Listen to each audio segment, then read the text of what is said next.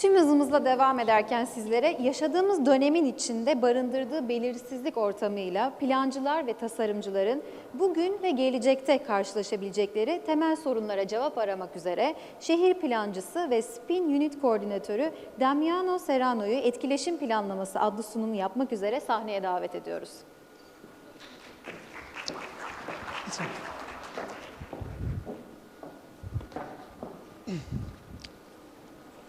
Good morning, everybody, and thank you very much for the organization to...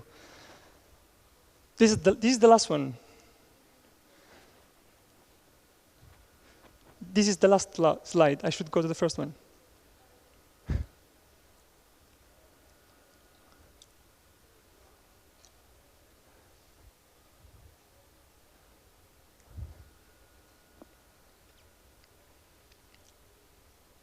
Okay, thank you. So every day in your everyday life, you're leaving traces in the city.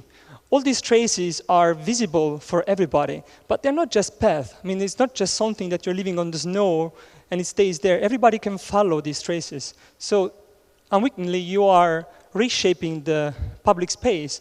And reshaping public space is something that can be really useful for planners today. But let's see how we get there. So historically, the shape of the city of any settlement has always mirrored society and its beliefs. We can see it with the Hakka houses in China, where the clans have built houses through history according to their social structures. And with the first industrial revolutions, with the first and the second industrial revolution, what we had is that urban planning started to become a discipline, and this discipline followed the mechanical production of space. So we started to organize space according to land use and property values and so on. But what modern architecture promised us, they promised efficiency and flexibility. But what we got something more like a fridge, something that is a cube. Within inside we can just change the levels and so on, but it still stays a cube. And indeed, already in 1948, what De Carlo was telling us is that the housing problem is a problem that cannot be solved from above. So Le Corbusier style, we cannot do that because the housing is a problem for the people. So the issue is that if we want to change the housing, this must start with the action of the people themselves, rather than from the top. So what we get is a box. What to do with this box? Well, we put society in it. That's what we are used to do it. But the issue is that when we have so many boxes in the city that do not relate to each other, Caniggia already in the 60s was telling us that a series of artifacts, of buildings that do not relate to each other, actually it's a graveyard. And that's what we ended up with. We ended up pushing people through a process that doesn't belong to them. And in the end, what you get still today, when you plan or design something that doesn't fit our society, you get uprisings, you get protests, you get what we have seen and experienced in Gezi Park. So that's why already in the 60s and 70s, there was a very strong activist, Jane Jacobs, who was really active to promote an open, permeable, and mixed-use spaces, because that's what creates interactions, and interaction generates social development. This is what we want. We want alive cities. But today, we are facing something pretty radical again. It's a new industrial revolution. So at the moment, we are in this shift. And as we are living in this transition, we need to know what to do with our cities and our public spaces. This is because cities no longer reflect who we are. We are living in two worlds, the real one and the virtual one. They are in two dimensions, but what they do is that they share time. So they don't share space, but time, and we need to play with this thing. And society is changing because of that. I can show you, for instance, these are the cyclists in Tallinn, 2012, 2013. As you can see, just in 1 year, mobility pattern has changed.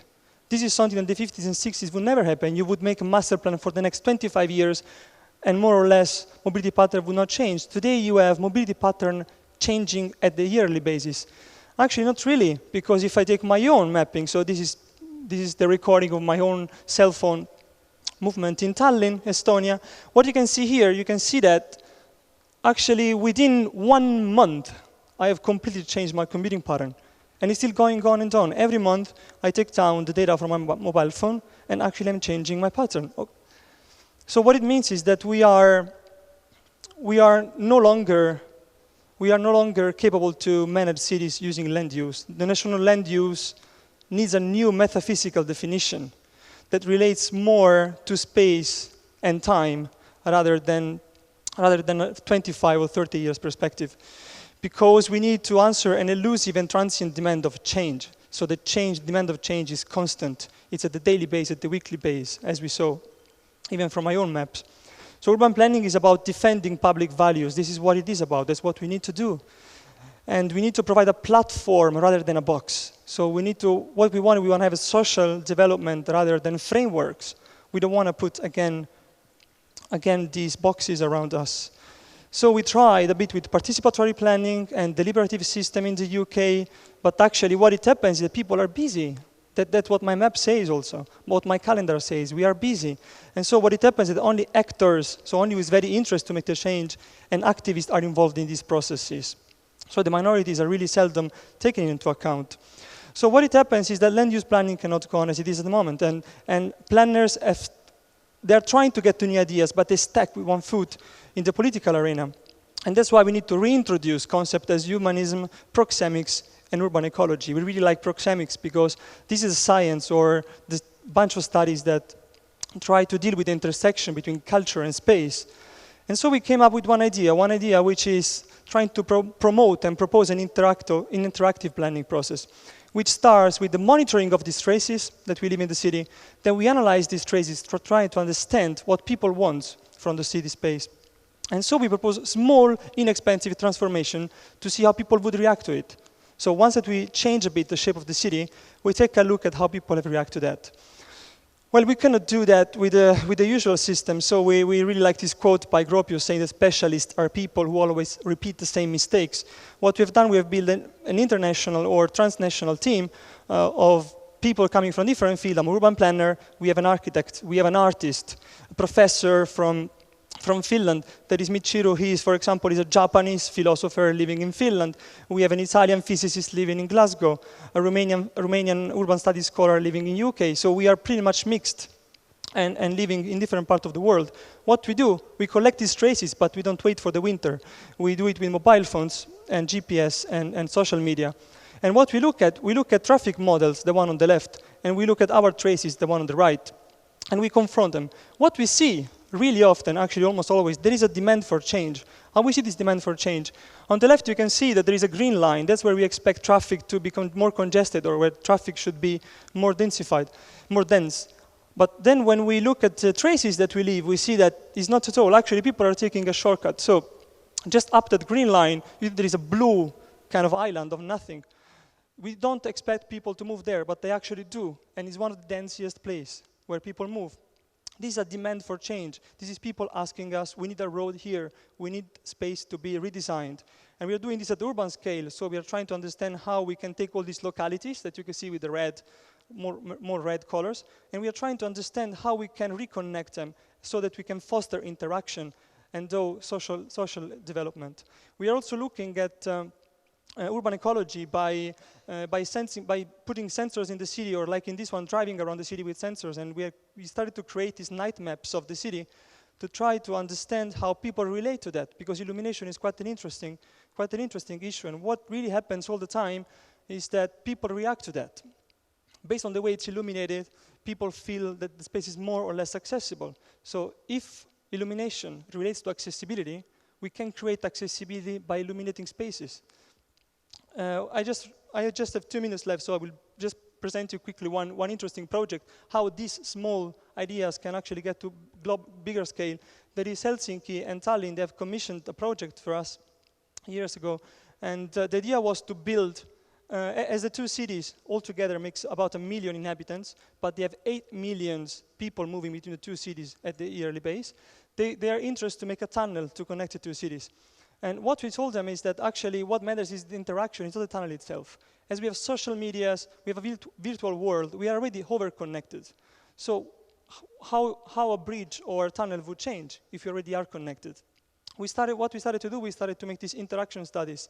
We started to collect planning documents, research, reports, all the evidences that are about the planning process in both cities, which have, of course, different laws, different languages. So how they can collaborate. What we started to look at how all these document, persons, policy documents and laws interact with each other, how they could function together to find a match or to find a mismatch, so the planner could decide what to do. And what we revealed how an idea becomes a project, and how a project becomes a blueprint, and how a blueprint becomes a building. So this is our goal, is to study the interaction, find the meeting point, or foster the other issues that today don't let us meet each other. So what we want to do, we need urban design that facilitate interaction. We don't want to create another box. So we just want to generate momentum and let people develop themselves. So we want to create this platform. So instead of trying to fix everything in time and space, we give people the possibilities to do that. So we are just like a service provider. So what we believe is that this is not possible today as it is because of the political situations, because of the land ownership, mostly because of land ownership. So the point is that we as a planner, we are becoming negotiators. What we are trying to do, we are trying to trade between public and private interest. So this is what we can do today, and we are trying to push it up with our projects. And I would like to conclude to invite you, and take this occasion to invite you to the Tallinn Architecture Biennale, where this discussion will go on, and we will try to understand how this third industrial revolution is going to change the face of planning, architecture, and society. Thank you.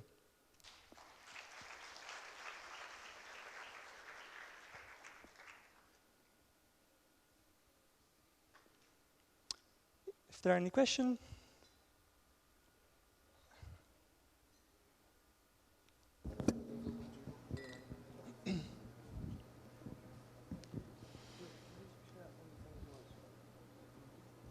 Thank you.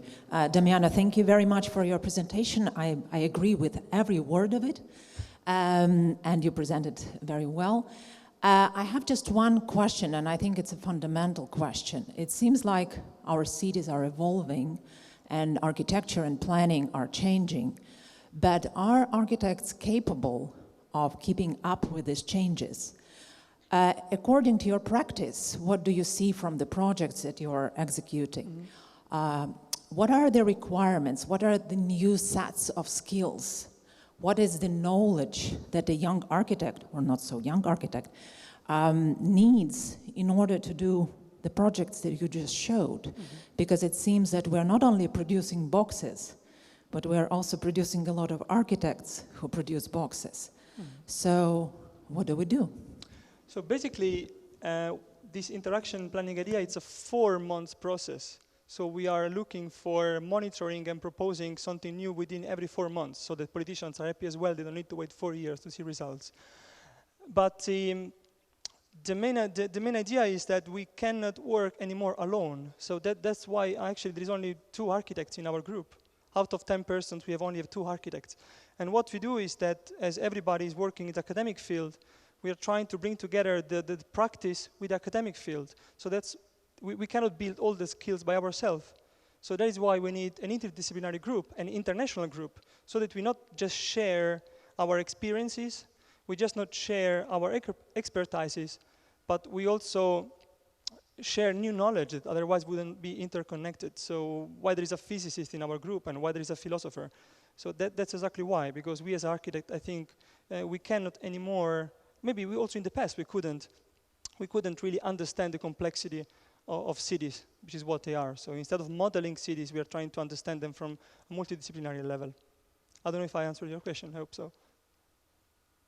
Can you switch on the mic? Oh, thank you. So from what I gather from your answer is basically what an architect needs today is this communication skills. Because usually architects don't know how to communicate with sociologists or cultural anthropologists or physicists. So this is something new that should be added to the curriculum. Yeah, exactly. That's what we're trying to do. So our group is actually growing month by month. Even just today, we got an IT specialist who is working on data mining, and we are collaborating with environmental psychologists. So we are actually expanding. We were 3 persons, and now we are already 12, and it's going on and on. And through the network of our university, we are expanding this knowledge. So yes. That's all. Okay. Then thank you. Thank you very much.